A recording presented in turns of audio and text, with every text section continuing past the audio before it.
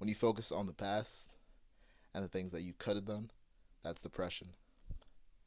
When you're focused on the future and all the possibilities, the different possibilities that you have, and you get this feeling, that's anxiety. But when you're focused on the present, that's peace. Hey everyone, welcome to the Case by Casey podcast. I'm your host, Jethro Casey, and if you're a new listener, this podcast is all about uncovering the secrets to success, one case at a time. I'll be interviewing amazing guests to try and understand what it means to win and succeed in life. If you want to go faster, you go alone, but if you want to go further, we go together. So join me on trying to figure out the secrets to success.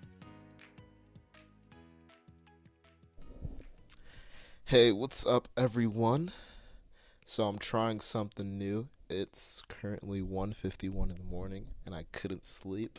So I've been thinking of, I wanted to post every other week for their interviews, and I'm like, a week without posting any content. I kind of need to post something. So I've just been thinking I literally can't sleep. So I'm just kind of going to talk and see what happens. I have an idea. I'm thinking of either, I'm thinking about a few things, but one of them is I'm thinking of kind of going over the interviews that I do and kind of picking out the most important tips and tricks and my thoughts on it, because during the interviews I like to let the guests shine. And a lot of people have been telling me, a lot of friends, I've been giving out my interviews to a few friends, asking them their thoughts and stuff like that. And a lot of them said they wish they had more conversation, a more kind of what's going on inside my brain. And even the guests that I've interviewed said they wish I would talk a little bit more. So I guess this is a little bit for that. Um, so what I kind of want to talk about for tonight is, or today, this podcast is affirmations. Something that I love are affirmations, and I say quite a few. So for this specific episode, I'm gonna focus on one of them that I say, and kind of going behind the thought process, why I say it, the importance of it to me, why I think you should maybe start saying affirmations, and the power affirmations have. So yeah, we're just gonna jump straight into it, into the first one, and I might start rambling here and just going on tangents. So stick with me. So the first affirmation I like to say is, I am and I always will be enough. And this comes from, I would say this comes from not anymore, but having a lack of confidence in myself. And confidence is a huge thing. Confidence is something that I used to struggle with, and I can say now very confidently that I consider myself, that I know I am and I always will be enough. And it wasn't always like that. I think it's very easy to see people and take them for face value, take them for what they give you. And I've realized that success is not a process; it's an event. That I am, and I always will be enough is super important, because for a while, and I think this is for a lot of people, they look at themselves and they wonder, am I enough? And for me, this really came into play when I wanted to start this podcast. I was wondering, who am I to, and I talk about this in one of the episodes. I'm not sure when this is going to drop, but imposter syndrome. And I was questioning myself, who am I to start a podcast? Because I had this idea for months. And I was questioning myself, who am I to start a podcast? I'm a college student. For those of you who don't know, I'm 20 years old, so I was kind of just like, who's going to listen to a 20-year-old? I'm not quote unquote successful.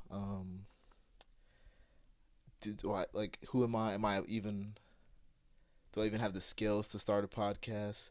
Who's going to want to interview with a 20-year-old? Who's going to actually accept an interview? All these doubting questions. And I realized, what I'm starting to realize, that that's not actually me. It's me in the sense that those are my thoughts, but it comes from the negative side, the side that I don't want.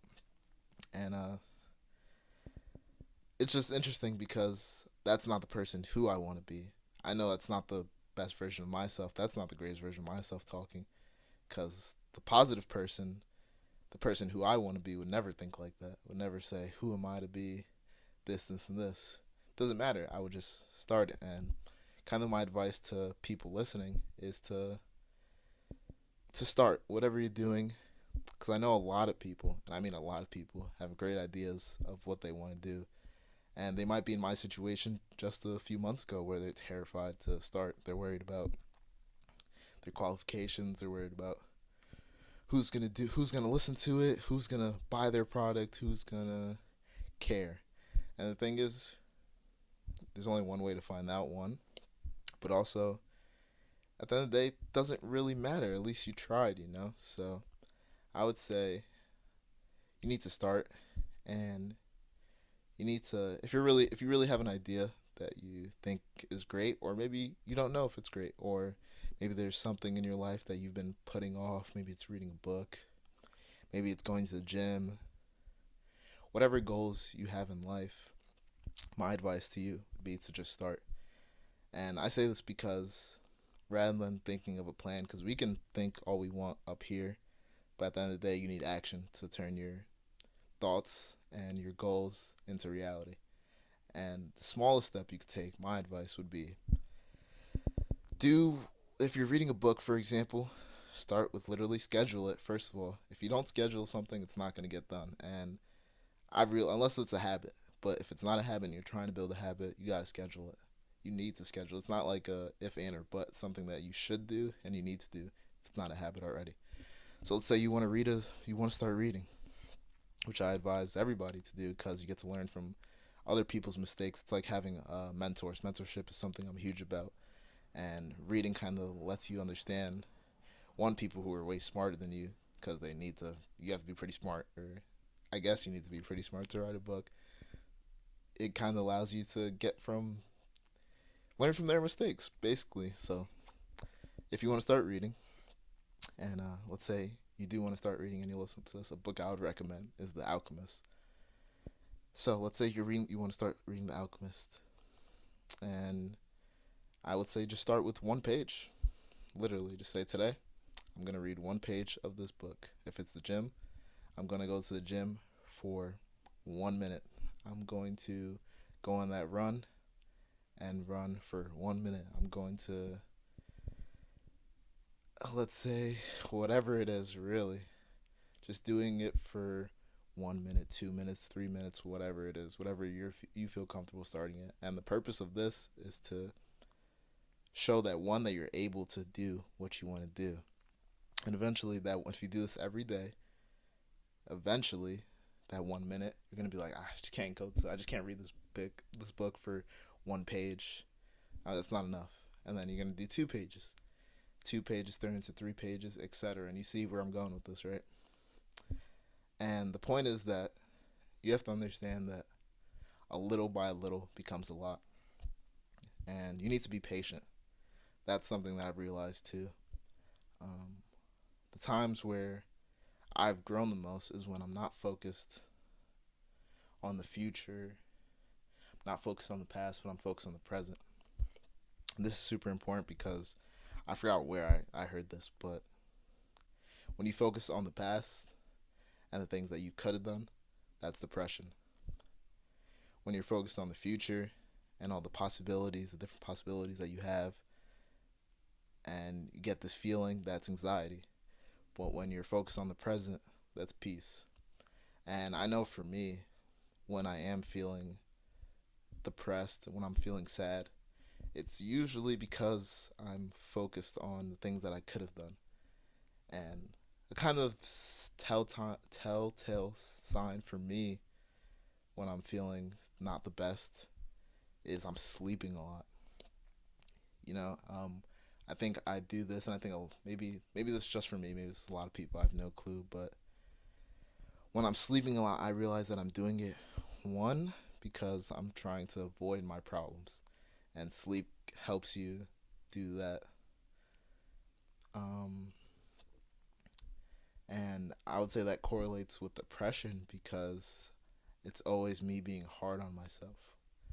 Oh, Jethro, you're so stupid. You could have done this. And that's another thing that I want to talk about is the way you talk to yourself. So with affirmations, bring this back around full circle. Affirmations are very possible because the way you talk to yourself is so important. And I need people to understand that how you talk to yourself is important because on some level, you truly believe the things that you say. And I'll give you a perfect example of this. For me personally, and this is something that I need to work on, but I'm getting better at it, is I'm very bad with names. And for my fraternity, I'm a recruitment chairman, and that means I'm meeting a lot of people. I need to talk to a lot of people. And me being a social person, I love meeting people, but something that I'm just bad at for some reason is picking up on names. And I bring this up to say that I say I'm bad with names, and I have the belief about myself, I'm bad with names, and then I have the agreement, and I agree that I'm bad with names. So now in my head, regardless of if I want to be good at names, I still have this belief that I'm bad with names, so it's gonna make me struggle to remember people's names. This could be whatever it is for you, but the point is, let's say you joke around and you'd be like, "Oh, I'm such a dumbass. I always forget to do a X, Y, and Z." Right? At first, let's say it starts off as a joke, ha ha ha. Right? But eventually, the more you say that, subconsciously, the more you believe that, and that's where the problem lies. A lot of people say things that they don't want to be true about themselves, but that they still say regardless. And it's just interesting if you really kind of have this awareness, listen to how other people talk about themselves, listen to how you talk about yourself, and you come to realize that you really talk down upon yourself quite a lot. And that's something I've tried to stop, and I think a lot of people need to stop is negative self-talk. It makes no sense. It makes no sense how you spend the most time with yourself and you talk the most shit about yourself. So it's kind of, and that's why I love affirmations, because it performs the exact opposite. It allows you to turn that negative self-talk into positive self-talk. Those negative ideas that you have, instead of saying I'm not good with names, or one example I really like is I'll find myself making a mistake and I'll be like, I'm stupid. I'll be like, wait, nope, no, stop right there. You're not stupid. I'm not stupid. I just made a mistake, and that's all it is.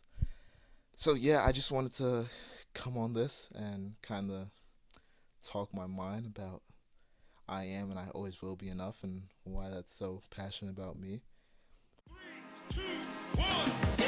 Thanks for listening to this episode of Case by Case. If you enjoyed this conversation, make sure to drop a like, follow, or rate on whatever platform you're listening on. Proper preparation prevents poor performance. So if you want to help others prepare for the path to success, don't forget to share this episode on social media so we can reach success together.